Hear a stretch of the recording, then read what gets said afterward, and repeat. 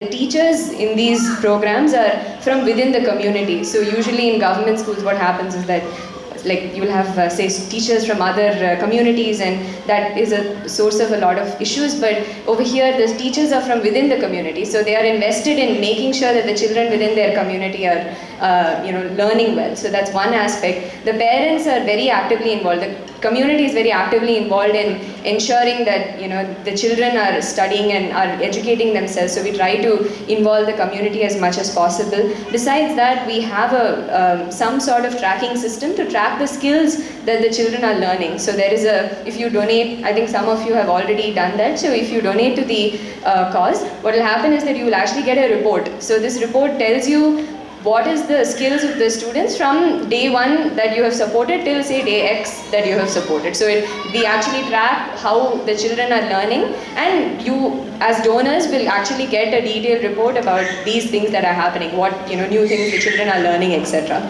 So besides that, one other thing is that now there are after-school centers in close to 1,000 villages in Tamil Nadu that has been running for the past 2 years. And this year, close to 36,000 children will receive, education, and the organization is impacting, education for close to 36,000 children. And external evaluations have actually shown that the children in these villages are performing 15% better than children in controlled villages.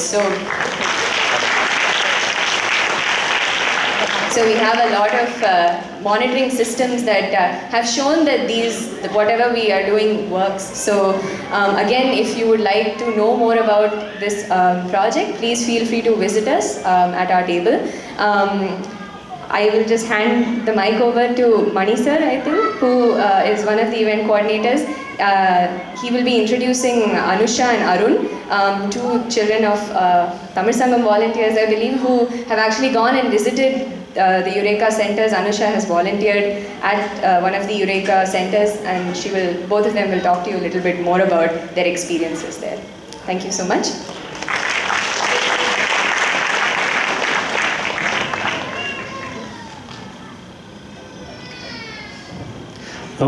வணக்கங்க, அனைவருக்கும் வணக்கம்.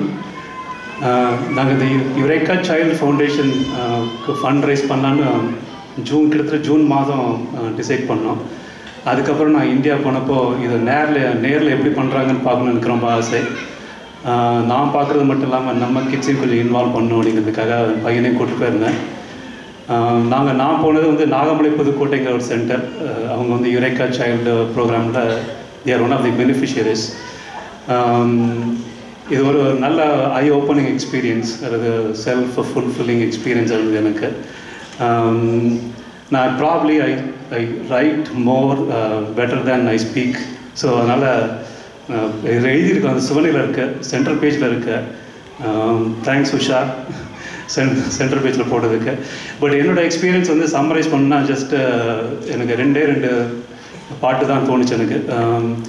அந்த மேலே குயில் கொடி அப்படிங்கிற ஒரு கிராமத்தில் வந்து ஒரு சின்ன அறையில் ஒரு 40-50 குழந்தைகள் உட்காந்து படிக்கிறத பார்த்துட்டு எனக்கு திரும்பி வரும்போது ரெண்டு பாட்டு தான் நாம் வந்து ஒன்று வந்து நம்ம கண்ணதாசன் எழுதிய பாட்டு, உனக்கும் கீழே உள்ளவர் கோடி நினைத்து பார்த்து நிம்மதி நாடு அப்படின்னு கண்ணதாசன் பாடுனது. நம்ம எவ்வளோ கார் இல்லை வீடு இல்லை அப்படின்னு நிறைய சண்டை போடுறோம், நம்ம நினைக்கிறோம். ஆனால் இந்த குழந்தைங்க வந்து போட்டுக்கு சட்டை கூட இல்லாமல் வந்து இப்போ படிக்க வந்துட்டுருக்காங்க. ரெண்டாவது பாட்டு எனக்கு ஞாபகத்துக்கு வந்தது பாரதியார் பாட்டு, ஆங்கோர் ஏழைக்கு எழுத்தறிவித்தல். அதாவது கோவில் கட்டி புண்ணியம் தேடுறதை விட ஏழைங்களுக்கு சொல்லிக் கொடுத்து புண்ணியம் தேடுறது ரொம்ப நல்லது அப்படின்னு பாரதியார் சொல்லுது. அதுக்கு ஒரு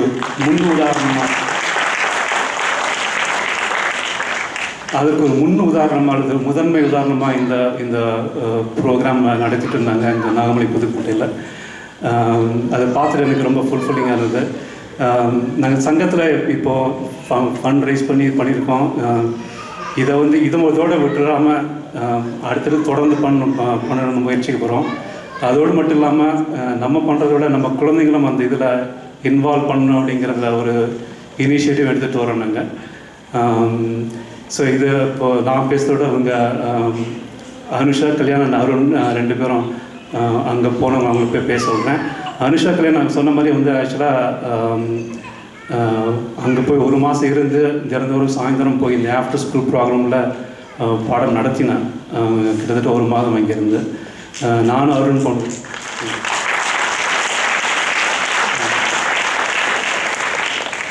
நானும் அருண் போனது 2 சென்டர் போனோம், கிட்டத்தட்ட 2 மாலைகள் போனோம். அனுஷா வந்து கிட்டத்தட்ட வாலண்டியர் பண்ணால் அவருடைய எக்ஸ்பீரியன்ஸ் முதல்ல பகிர்ந்துக்கிட்டோம். எல்லாருக்கும் வணக்கம். என்னோட பேர் அனுஷா. என்னோடய ஃபேமிலியும் நானும் போன வருஷம் சம்மருக்கு இந்தியா போகிறதா பேசிகிட்டு இருந்தோம். அப்போது நான் என்னோடய அம்மா அப்பா கிட்ட சொன்னேன், எனக்கு வாலண்டியரிங் ரொம்ப பிடிக்கும், எனக்கு வாலண்டியர் பண்ணணும் அப்படின்னு சொல்லியிருந்தேன்.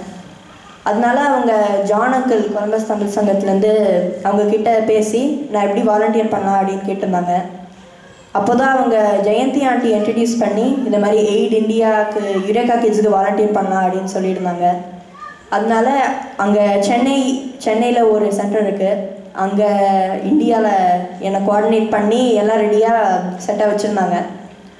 நான் சென்னையில் இருக்க சென்டர் அப்படின்னு நினச்சி நான் நிறைய எக்ஸ்பெக்ட் பண்ணியிருந்தேன், டிஃப்ரெண்ட்டாக இருக்கும் சென்டர்னு.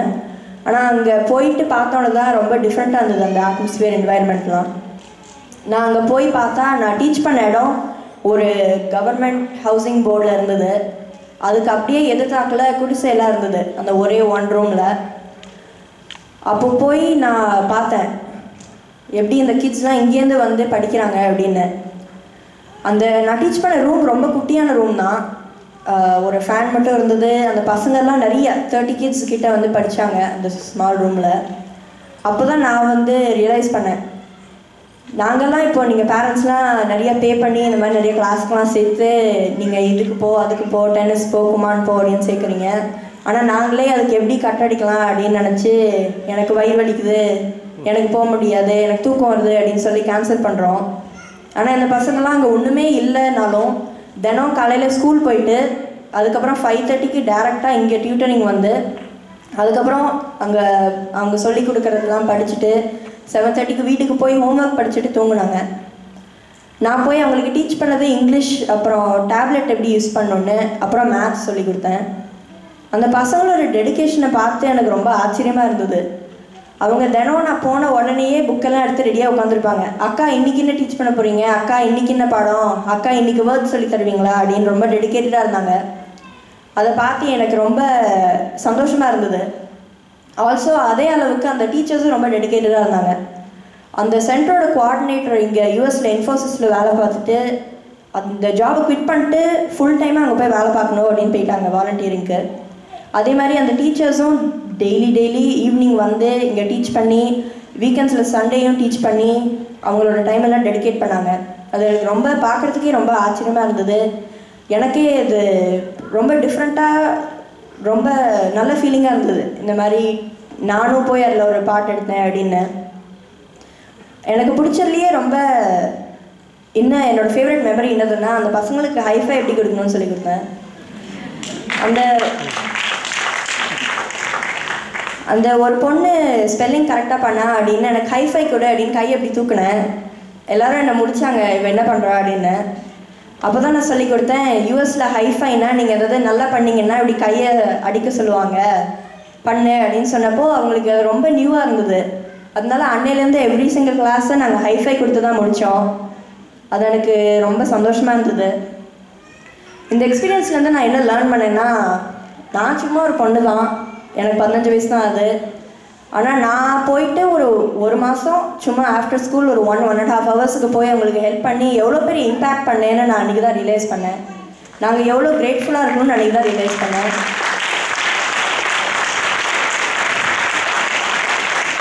நீங்கள் நிறைய தடவை கேட்டிருப்பீங்க, நீங்கள் ஒரு பர்சனால நிறைய இம்பேக்ட் பண்ணலாம், அந்த வேர்ல்டையே சேஞ்ச் பண்ணலாம் அப்படின்னு. நான் அதை ரொம்ப நான் நம்பலை. நான் சும்மா ஒரு பொண்ணு தானே, என்னால் என்ன பண்ண முடியும்னு. ஆனால் நான் ஒரு பொண்ணு அங்கே போயிட்டு ஜஸ்ட் 15 டீனேஜராக போய் அந்த 30 கிட்ஸுக்கு டீச் பண்ணி அவங்களோட லைஃப்பை இம்பேக்ட் பண்ணது எனக்கு ஒரு ரொம்ப பெரிய விஷயமா இருந்தது. அதனால நான் என்ன கேட்டுக்கிறேன்னா, நீங்கள் every single one of you here, நீங்கள் எல்லாருமே இந்த வேர்ல்டில் எவ்வளோ பெரிய இம்பேக்ட் பண்ணலான்னு நீங்கள் ரியலைஸ் பண்ணிக்கணும். ஏன்னா உங்களோட கொஞ்சோண்டு டைம் அண்ட் கொஞ்சோண்டு மணியை நீங்கள் டொனேட் பண்ணிங்கன்னா ஒரு ஹோல் சைல்ட்ஸோட லைஃப்பையே நீங்கள் சேஞ்ச் பண்ணிக்கலாம். ஸோ நான் என்ன கேட்டுக்கிறேன்னா நீங்களுமே எய்ட் இந்தியாவுக்கு வாலண்டியர் பண்ணி ஒரு சைல்டோட லைஃப்பை மாற்றுங்க. தேங்க்யூ. தேங்க்யூ அனுஷா. நீங்களாம் ரொம்ப ஆவலாக இருக்கீங்கன்னு தெரியும் பாட்டு கேட்குறதுக்கு. இதனால் ஒரு ஒர்த்தி காசுனால கொஞ்சம் we want to take a few minutes to talk about this. Arun உன்னோட எக்ஸ்பீரியன்ஸ் கொஞ்சம் குயிக்காக சொல்லியிருந்தோம் சொல்லிட்டு. Right, so I went to Madurai. I'll talk in English just for the kids so they can understand who don't know Tamil. Right. So I went to Madurai and I went to the center, just one of them. My dad went to two. And in that center, like, it was raining before that. So there's 40 kids there, and in a 10-foot by 10-foot room, all 40 kids are in that room, and they gave room for the teacher. I wouldn't survive in that room one bit. And in that, like, there were kids from 1st to 10th grade, mostly from 1st to 5th, but one from each grade was at least there. And one thing that stood out to me was that the 10th graders that were learning English at school, they would teach them what meant, but they don't know how to use it. So they don't know, like, what is that? They won't know what that means whatsoever, and they're in 10th grade. So that stood out to me. And another thing was, this is more specific, the teacher there was also a beneficiary of that program. He was part of that program for 12 years, so it's an after-school program, so he went there for 12 years, and then now he's attending college, and he's going to volunteer there at his own village. So that stood out to me. That was really cool of him. And what else to say? Oh, there was no fans in that room. There's only one light bulb, and the electricity came from the neighbor's house right next door. And anything else? Okay. And one really specific thing is that there was one girl who didn't want to come because she didn't have any proper clothing. So secretly, the littlest thing that, I don't know how to describe it. So Eureka, they gave her clothing without, okay, the volunteers gave her clothing and without telling any of the other kids so that she could attend that. And then she started to attend. And yeah, that's pretty much all I had. Thank you very much, Arun. Without further ado, let me welcome once again the President of Columbus Tamil Sangam, Ray Harishankar. 30 seconds, guys, I promise. I was going to say a lot, but because you're waiting for the music, I thought I'll just say one thing, and that too I borrowed from Mani's email. When public systems and even parents fail, a few dedicated and focused noble hearts can change the destiny of these children. So it gives me extreme pleasure, and at the same time, I'm also deeply humbled